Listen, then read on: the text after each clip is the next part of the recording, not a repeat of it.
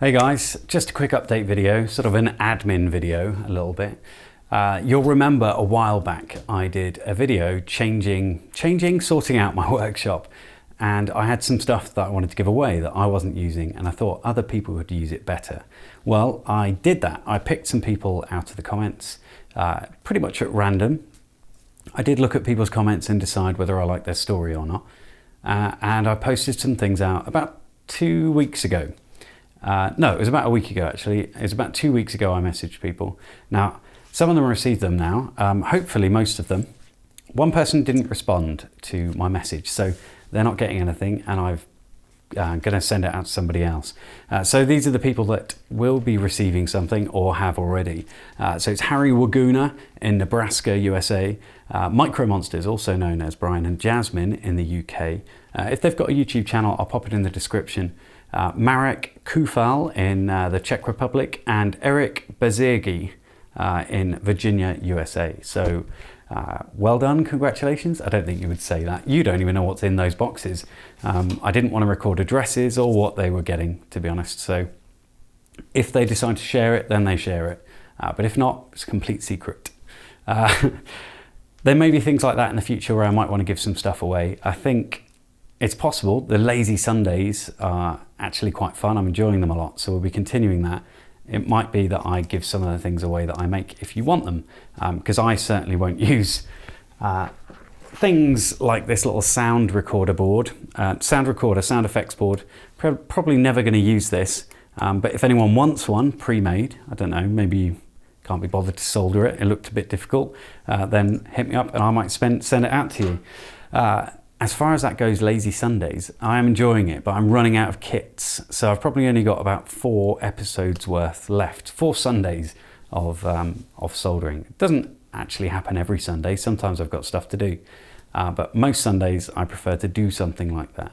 So if you see any kits, if you see anything that you think might be fun for a Lazy Sunday episode, then let me know. Hit me up in the comments or send me a tweet or something like that, and I'll see if I can pick one up. Other things that I need to update you on. So the internet button that I wanted to create, well, I bought some buttons. I bought 2 of these big buttons. There's another one that's unopened.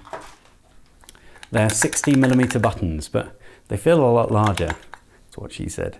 And they come with a little micro switch that goes on the bottom. So you push that and the base comes down and presses the micro switch.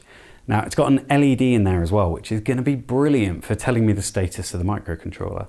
I'm going to be using the on button that I created earlier in a previous video. So where you press the button, turns the microcontroller on, and the microcontroller turns itself off. That whole transistor debacle thing, the reason I made an update for that video was that I'd use a transistor and a MOSFET, and you didn't necessarily need to. But for this use case, where I'm having a 3.3 volt device being turned on by what will be a higher battery voltage, I didn't want to connect I/O pins to that battery voltage or potential battery voltage. So that's why I've done the transistor route. It could have been a diode or something like that to potentially drop that down, stop that flow going in reverse. But I decided just to go with the transistor route, so we're not dropping any voltage. Now, this will be coming along at some point. I'm going to 3D print a case for it. We're going to try some other stuff with the ESP8266 as well, so some access point things. So the ESP8266 can act as something that connects to the internet and also serves a web page, so it can become a server in its own right. Now, that means you can connect it with your phone, and I've written some code to do that, so you can connect to it, set its credentials up for connecting to whatever other wireless access point that I have. But I found someone's library which is so much better than my little bit of crappy code that I've written. So I'm going to be sharing that with you, along with my crappy code as well, so you can see the big difference. Theirs is just awesome. I was absolutely blown away when I saw it. Mine, it's similar looking, but oh, wow, theirs. I'll show you in a later video. Probably try and do that next week or something. The other thing I wanted to update you on before I go is the Radio Cube. That is coming along. We did a live stream on that the other day, and it was so good to have everyone there like, telling me the answers to questions that I had. Honestly, I am a noob, I guess is the young internet term for this, when it comes to writing code in Python. Things trip you up in Python because it's The syntax is different from many programming languages that I use. So I use, or well, whatever it might be, let's call them programming languages, all of these things I'm about to mention. PHP, JavaScript, and C-based languages, so Arduino code, as you would call it. The syntax is different, so you don't put a semicolon at the end of stuff. In Python, it seems that the indents really matter, whereas in other languages that I use, it doesn't. It's braces and things which control what's inside an if statement or a function and all that kind of stuff. So there are lots of difficult pitfalls, and you guys really help me out with that, and hopefully we'll have something working soon. I haven't quite added in everything I need to yet. I need to do those LDRs. I know that some people think this idea is terrible with a radio cube that you turn and it only knows which face it is down because it's dark.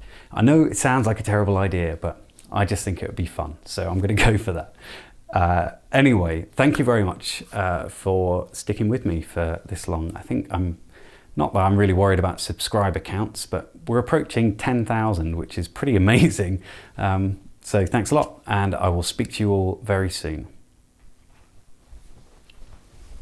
I can't believe that was like one shot.